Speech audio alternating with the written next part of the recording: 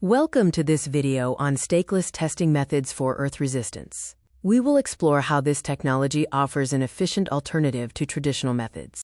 Traditional fall of potential testing is often labor-intensive, requiring the installation of temporary stakes. Furthermore, it frequently necessitates dangerous system disconnections to perform an accurate measurement. Stakeless testers utilize a dual-jaw clamp system. This design eliminates the need for temporary earth stakes and allows for testing while the system remains live. The tester functions by inducing a known voltage at a specific high frequency. It then measures the resulting current and uses Ohm's law to calculate the resistance, effectively rejecting inductive reactance. This method measures the entire loop. Because the induced current requires a return path, it relies on parallel grounds in the system to complete the circuit.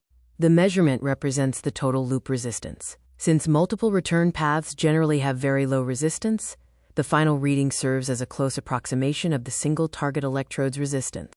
Stakeless testing saves significant time, making it ideal for operators working in congested urban environments or inside buildings with paved surfaces where traditional stakes cannot be driven.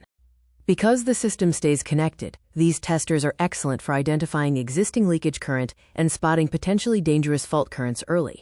However, this method has limitations. It fails on isolated grounds because they lack the parallel return path necessary to complete the test circuit.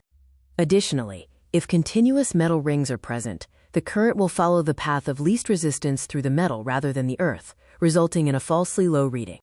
It is important to note that unlike the mathematically verifiable fall of potential method, stakeless readings can be disrupted by electrical noise and lack an internal verification step. When selecting your tool, consider that stakeless clamp-ons excel at rapid troubleshooting in paved areas, while fall of potential remains the standard for rigorous new site commissioning. In summary, use stakeless tools to quickly identify degraded grounds and use fall of potential for formal commissioning. The best engineers know when to utilize both.